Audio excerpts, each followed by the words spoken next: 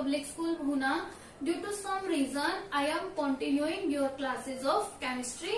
You have started Unit 2, that is Atomic Structure. ये unit आप लोग स्टार्ट कर चुके हैं और इसमें 2 मॉडल ऑफ एटम आप लोग डिस्कस कर चुके हैं, that is Thomson model of atom and Rutherford model of atom. इन दोनों मॉडल के बारे में आप लोग कंप्लीट डिस्कस कर चुके हैं. इनके फेलियर भी आप लोग डिस्कस कर चुके हैं. जो थर्ड मॉडल है बोहर्स मॉडल ऑफ एटम, तो उससे पहले हम ये देखेंगे कि जो नील बोहर साइंटिस्ट थे वो किससे इंस्पायर हुए थे अपना मॉडल तैयार करने के लिए. तो 2 ऐसी डेवलपमेंट थी जिन्हें देखकर नील बोहर ने अपना डेवलपमेंट तैयार किया. तो वो कौन कौन सी डेवलपमेंट थी जिन्हें देखकर नील बोहर ने अपना एटॉमिक मॉडल तैयार किया था. Means development leading to Bohr model of atom. पहली कौन सी थी development? Dual nature of electromagnetic radiation. Means जो इलेक्ट्रोमैग्नेटिक रेडिएशन है उसका ड्यूअल नेचर है. Dual nature means particle nature भी है उसका और वेव नेचर भी है. Means electromagnetic radiation have dual nature.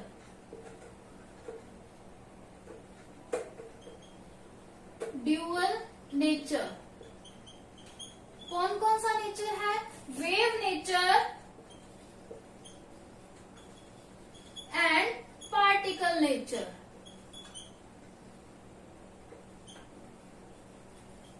ये क्या थी?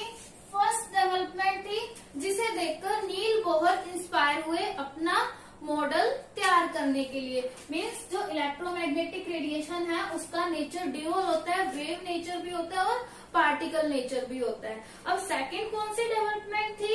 Atomic spectra.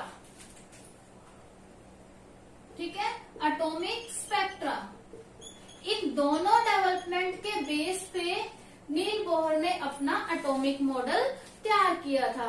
अब इन दोनों डेवलपमेंट को हम डिटेल से स्टडी करेंगे, बट उससे पहले जो हम स्टडी करेंगे that is electromagnetic wave theory. Electromagnetic wave theory. अब जो इलेक्ट्रोमैग्नेटिक वेव थ्योरी है ये किसने दी थी? मैक्सवेल ने दी थी.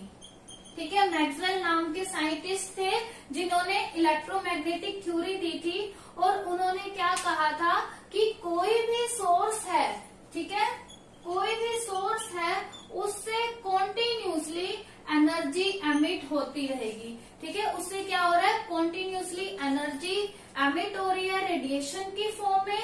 ठीक है, जो वो रेडिएशन होंगी उसमें क्या होगा? मैग्नेटिक फील्ड भी होगा. ठीक है, वो रेडिएशन जो है जो उसमें से एनर्जी एमिट हो रही है किसी भी सोर्स में, वो क्या करेंगी? एक बॉडी से दूसरी बॉडी में ट्रांसफर करेंगी. ठीक है, जो एनर्जी एमिट हो रही है वो एनर्जी क्या करेगी? एक बॉडी से दूसरी बॉडी में ट्रांसफर करेगी. ठीक है, जब वो एक बॉडी से दूसरी बॉडी में ट्रांसफर करेगी तो किसकी फॉर्म में करेगी? वेव्स की फॉर्म में करेगी. ठीक है, मीन्स कोई भी सोर्स है वो कॉन्टिन्यूसली एनर्जी को एमिट कर रहा है. वो एनर्जी क्या है? एक बॉडी से दूसरी बॉडी में ट्रांसफर होगी जब किसकी फॉर्म में होगी? वेव्स की फॉर्म में होगी. अब जो ये वेव्स की फॉर्म में एनर्जी ट्रांसफर होगी, वेव्स क्या है? कॉन्टिन्यूसली मूव करेंगी और कितनी स्पीड से मूव करेंगी? As the speed of light. Means जितनी स्पेस में लाइट की स्पीड है उसी स्पीड से ही ये वेव्स ट्रेवल करेंगी बॉडी 1 से बॉडी 2 में एनर्जी को ट्रांसफर करने के लिए. अब आप लोग जानते हैं कि what is the speed of light? 3 into 10⁸ metre per second. This is the c speed of light. ठीक है, स्पीड ऑफ लाइट है. इसी स्पीड से ही वेव्स ट्रांसफर करेंगी एक बॉडी से दूसरी बॉडी में एनर्जी को ट्रांसफर करने के लिए. ठीक है, और इन्हीं वेव्स को हम क्या बोलते हैं? इलेक्ट्रोमैग्नेटिक वेव्स बोलते हैं. ये किसने बोला था? मैक्सवेल ने बोला था. अब जो इलेक्ट्रोमैग्नेटिक वेव्स हैं वो क्या, उसमें इलेक्ट्रोमैग्नेटिक वेव्स में इलेक्ट्रिक फील्ड भी होगा. नाम से ही पता लग रहा है इलेक्ट्रोमैग्नेटिक मीन्स उसके अंदर इलेक्ट्रिक फील्ड और मैग्नेटिक फील्ड दोनों ही एसोसिएट है और इसे ट्रैवल करने के लिए किसी भी मीडियम की जरूरत नहीं है।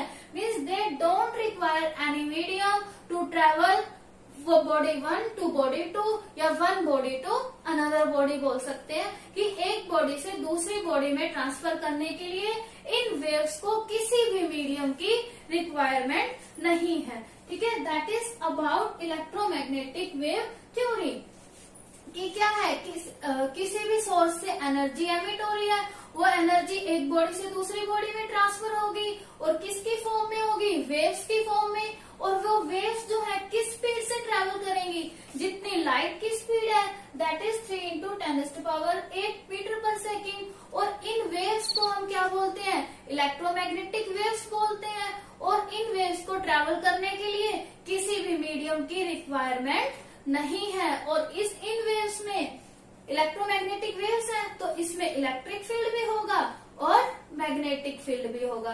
That is all about electromagnetic wave theory. Now we have discussed important term related to waves. हम क्या है, वेव से रिलेटेड कुछ इम्पोर्टेंट टर्म्स डिस्कस करने वाले हैं।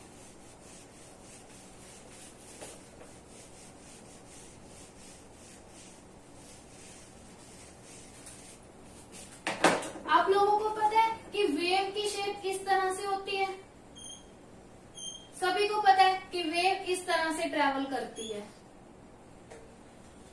ठीक है, अब वेव में क्या है, कुछ इम्पोर्टेंट टर्म्स हम डिस्कस करेंगे। Means important terms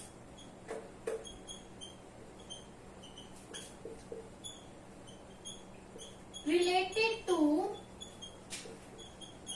wave. Okay, this is wave.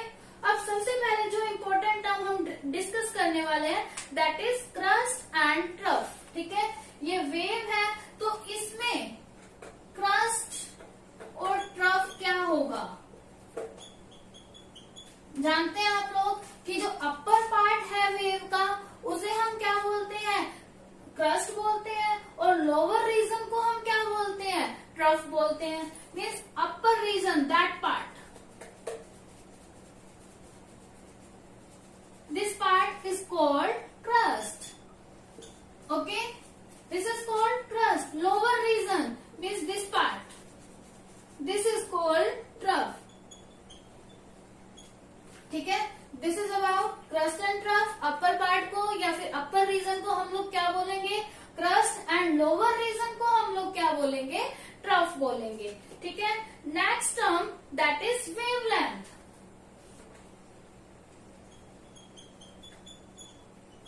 That is wavelength. अब वेवलेंथ क्या होती है, दो क्रस्ट के बीच का डिस्टेंस या फिर दो ट्रफ के बीच का डिस्टेंस। अब देखो दिस इज वन क्रस्ट, ये इसका मेन पॉइंट हो गया, दिस इज सेकंड क्रस्ट, ये इसका मेन पॉइंट हो गया।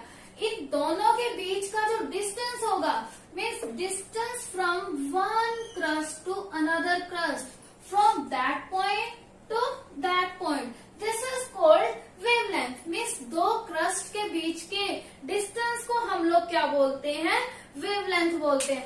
ऐसा नहीं कि हमने एक क्रस्ट ये ले लिया और एक क्रस्ट यहाँ पे ले लिया, नो। टू नियरेस्ट क्रस्ट, दो नियरेस्ट क्रस्ट के बीच का जो डिस्टेंस होगा उसे हम बोलेंगे wavelength. Means this distance is called wavelength. ऐसा नहीं होगा कि यहाँ से लेकर यहाँ तक की डिस्टेंस को भी हम वेवलेंथ बोलेंगे, नो। अब नियरेस्ट कौन कौन से हैं, ये वाला और ये वाला, तो इन दोनों को ही हम क्या बोलेंगे, वेवलेंथ। ठीक है,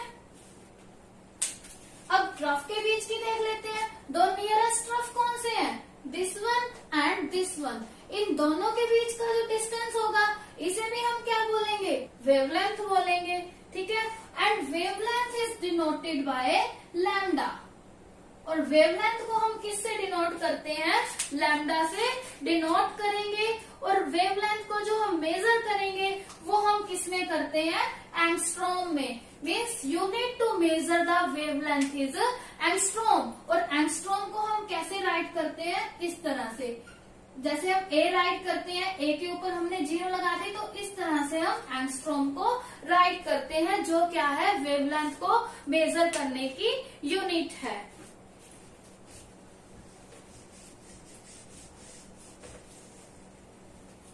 नेक्स्ट है velocity, unit is angstrom. Next term क्या है, velocity. Velocity means c, a velocity of a wave is defined as distance covered by wave in 1 second। अब 1 सेकेंड में कोई भी वेव जितनी डिस्टेंस कवर करेगी उसे हम क्या बोलते हैं, उसकी वेलोसिटी बोलते हैं। वेलोसिटी इज डिनोटेड बाय सी। अब velocity of EM waves in vacuum, vacuum में जो इलेक्ट्रोमैग्नेटिक वेव की डिस्टेंस है या फिर वेलोसिटी है वो कितनी होती है, 3 × 10⁸ मीटर पर सेकेंड। किसमें होती है ये, वैक्यूम में।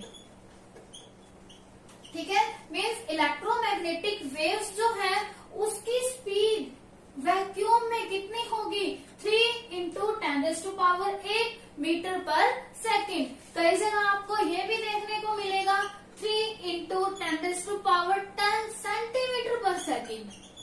अब देखो यहाँ पर क्या था, मीटर था, यहाँ पर सेंटीमीटर है। मीटर को हम सेंटीमीटर में चेंज करते हैं तो 100 से मल्टीप्लाई करते हैं। 100 मीन्स 10⁻²। अब 10⁻² हम यहाँ ऐड कर देंगे तो मीन्स क्या हो गया, 10⁻10 सेंटीमीटर पर second. It is velocity. Next term की हम बात करें, नेक्स्ट इज एम्पलीट्यूड।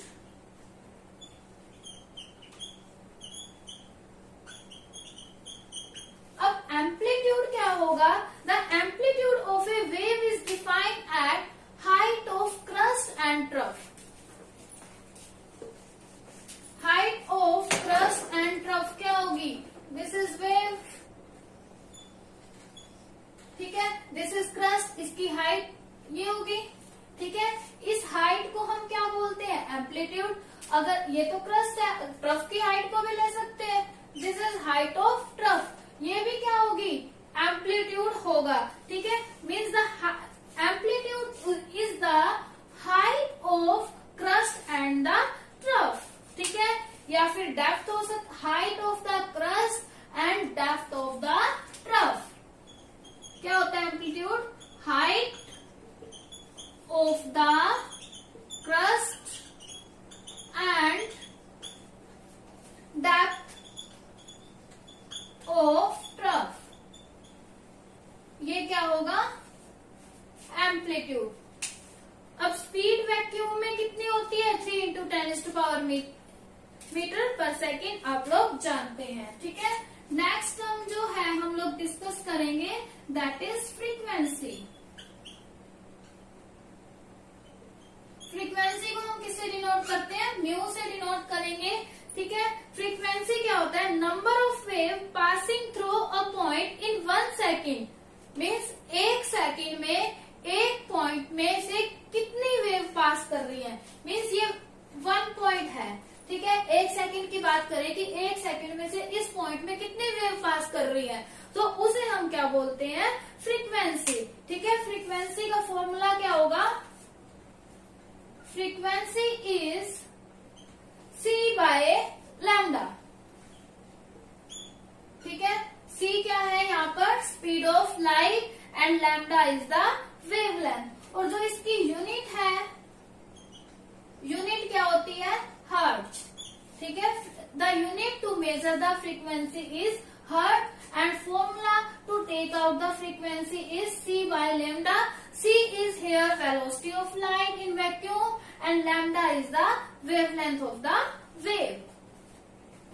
Next जो term है that is time period. Time period को हम डिनोट करते हैं कैपिटल T से। तो टाइम पीरियड की डेफिनेशन क्या है, time taken by a wave to pass through 1 point. मीन्स एक पॉइंट में से पास करने के लिए वेव जितना भी टाइम लेगी उसे हम क्या बोलते हैं, टाइम पीरियड। पीरियड। और टाइम पीरियड को निकालने का फॉर्मूला क्या है, 1/न्यू, मीन्स टाइम इज द 1/न्यू। और क्या यूनिट होती है इसकी, सेकेंड। ठीक है, और जो हमने इससे पहले टर्म डिस्कस किया फ्रीक्वेंसी, उसकी यूनिट सेकेंड इनवर्स भी होती है। ठीक है, तो इस फ्रीक्वेंसी की यूनिट सेकेंड इनवर्स, तो टाइम की क्या हो गई, सेकेंड। ठीक है, टाइम होता क्या है, time taken by a wave to pass the one point. एक पॉइंट में से पास करने के लिए वेव ने कितना टाइम लिया, उसे हम क्या बोलते हैं, टाइम पीरियड। अब नेक्स्ट एंड लास्ट टर्म जो है हमारे पास, that is wave number. That is wave number. Wave number क्या होता है, ये वेवलेंथ का रेसिप्रोकल होगा, और इसे हम डिनोट किसे करेंगे, न्यू बार से।